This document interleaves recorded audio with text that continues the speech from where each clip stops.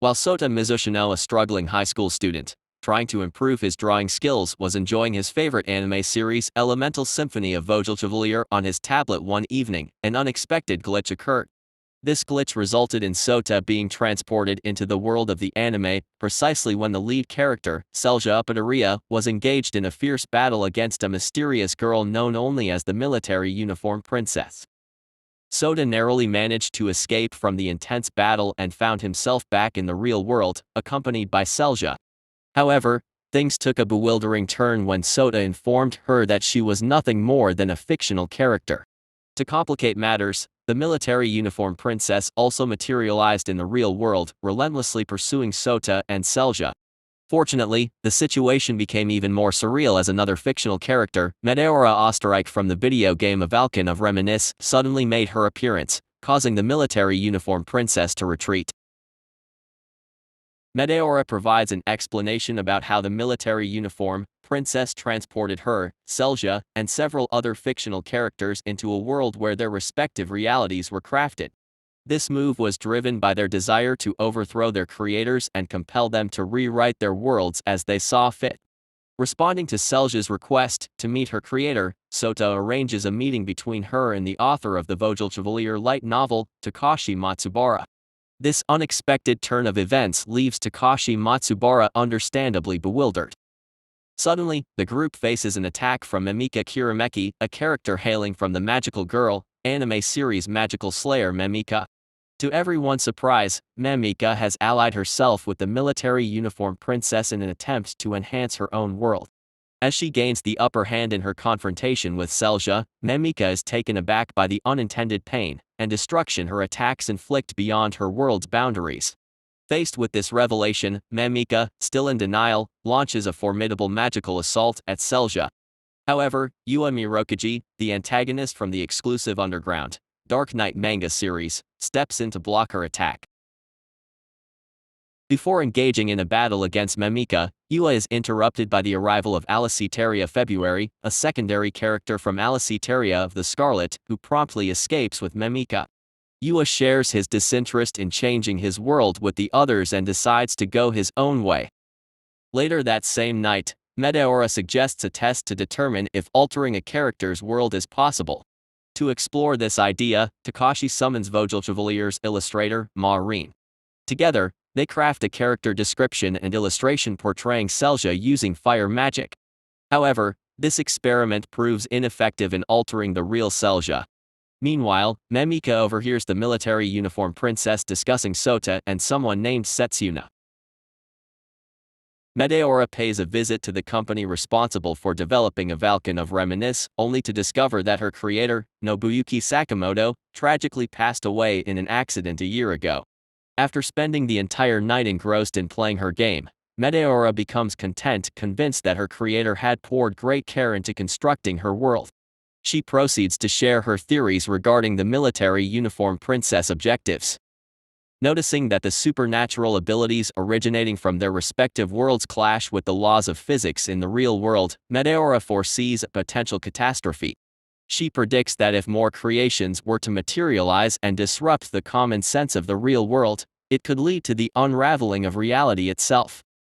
Meanwhile, elsewhere, Alicetaria questions the military uniform princess, having experienced her own failed attempt to persuade her creator to alter her world. In the process, Alicetaria also forms a friendship with Memika. Later, Takashi receives an unexpected call from Masaki Nikinagan, the scenario writer for the Infinite Divine Machine Mono Mahia Mecha series. Masaki informs him that both the main character, Rui Kanoya, and his colossal mech, Gigas Machina, have mysteriously appeared at his residence. While the rest of the group proceeds to Masaoki's residence to hear about his encounter with Rui, they suddenly find themselves encircled by soldiers from the Special Defense Force. After consenting to accompany them without resistance, the group is taken to the newly established Special Situations Countermeasures Council. Here, General Coordination Officer Kikuchihara elucidates how they have been closely monitoring the situation concerning the appearances of the creations. During the exchange of information between the two parties, Meteora successfully secures the cooperation of the Countermeasures Council. They agree to collaborate in order to manage the creations and prevent the potential destruction of their respective worlds. Following their return home, Souta recollects a girl named Setsuna Shimazaki, prompting him to recognize the military uniform princess as Setsuna's original character, Altair. When Selesia pays a visit to Souta to engage in a conversation, he reluctantly conceals the information he has uncovered from her. Meanwhile, Magon Chikujoin, an antagonist featured in the light novel and anime series Record of the Night Window Demon, roams the streets of Tokyo, drawing the attention of the situation's countermeasures council after she murders a bookstore owner. Memika and Alicetaria confront Magon, attempting to persuade her to align with their cause. Alicetaria is provoked into launching an attack, but the arrival of Selesia and Meteora halts her. Meteora endeavors to communicate to Alicetaria that she is being deceived by Altair, but her words fall on deaf ears as Alicetaria chooses to engage them in combat. With Memika too frightened to participate in the fight, Blitz Talker, a character hailing from the anime and manga series Code Babylon, steps in to assist Alicetaria and successfully overpowers Meteora. Just as he is about to deliver a finishing blow, Memika intervenes, declaring her refusal to stand by any longer. As Memika begins to pacify the situation, Yua suddenly arrives at the scene and initiates a confrontation with everyone present. Shortly thereafter, Rui makes his appearance with his Gigas Machina, compelling Alicetaria, Memika, and Blitz to make a hasty retreat. Subsequently, Yua decides to team up with Sota's group in the hope of finding formidable adversaries to battle. Meanwhile, due to the looming threat posed by Magon, Kikuchira attempts to reach out to her creator only to discover that Magon has already eliminated him after exploiting him for information.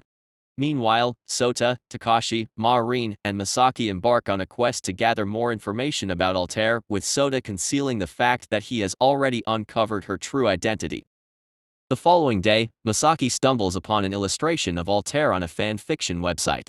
In the meantime, Souta has an encounter with Memika, who persuades him to divulge what he knows about Altair, all while Magon covertly listens in on their conversation. Following the discovery of the illustration by Masaki, the group gains insights into Altair and Setsuna. They also take custody of Shunma Saruga, the author of Code Babylon, and Ryo Yatoji, the author of Exclusive Underground, Dark Knight. The next day, Souta meets with Meteora and confides in her about a person who once hurt his friend's feelings out of jealousy. When he inquires about what that person should have done, Meteora suggests that they should have acknowledged their emotions and used them as a catalyst for personal growth. Subsequently, Souta is confronted by Magon, who astutely deduces that he was the one responsible for hurting his friend's feelings, which ultimately led to their demise.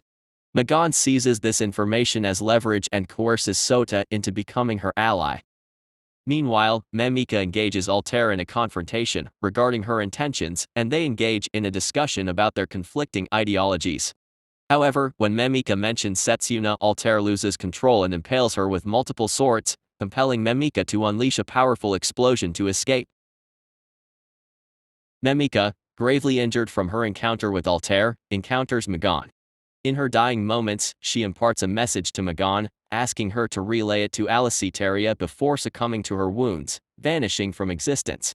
However, Magon purposefully distorts Memika's final words, aiming to falsely implicate Meteora in her demise in Alicetaria's eyes.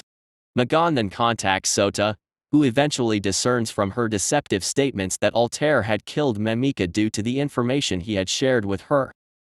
Magon further shifts the blame onto Souta, attempting to shatter his morale. However, Yua, who had been eavesdropping, intervenes. Subsequently, Meteora confronts Souta, leading him to break down and admit that he knew Setsuna and played a role in her tragic fate. Yua engages in a battle against Magon, with Meteora joining the fray. Their confrontation is interrupted by the unexpected arrival of Alicetaria. Alicetaria, still under the impression that Meteora is responsible for Memika's death, engages in combat with her while Magon holds Yua at bay.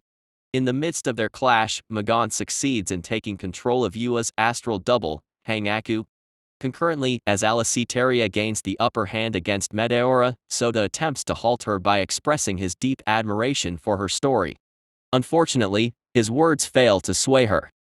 Soon after, Selesia arrives on the scene with Takashi, Masaki, and the military, launching a confrontation against Alesia.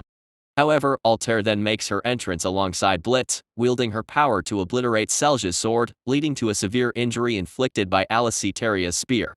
In a desperate bid to save Selesia, Takashi uploads an illustration of her utilizing flame magic to his social media.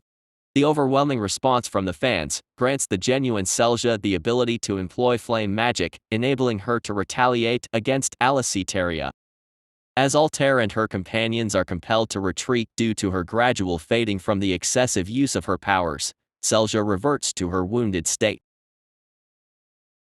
While Selesia and Meteora are in the process of recuperating, Souta continues to grapple with a sense of responsibility for the unfolding events. It's at this point that Rui makes an appearance and takes him on a ride aboard Giga's Machina to uplift his spirits. Upon rejoining the group, Souta discloses that he was acquainted with Setsuna, whose true name was Yuna Shimazaki, and he holds himself accountable for her demise. Souta proceeds to recount the story of how he and Yuna first connected through an image board, forming a close friendship over time. However, as time elapsed, Souta began to experience jealousy toward Yuna, especially as her creative work gained widespread acclaim while his own artistic endeavors received little recognition. When Yuna faced unfounded allegations of plagiarism, Souta refrained from extending his support, driven not just by a fear of exacerbating her situation, but also by an unsettling sense of satisfaction deep within him regarding her predicament. Following Sota's decision to withhold meaningful support during Yuna's time of crisis, Yuna sent him a final message containing the Altair World Etude video, which featured Altair's initial appearance. Subsequently, upon learning of Yuna's tragic suicide, Souta deleted all correspondences and media associated with her in an attempt to erase her memory.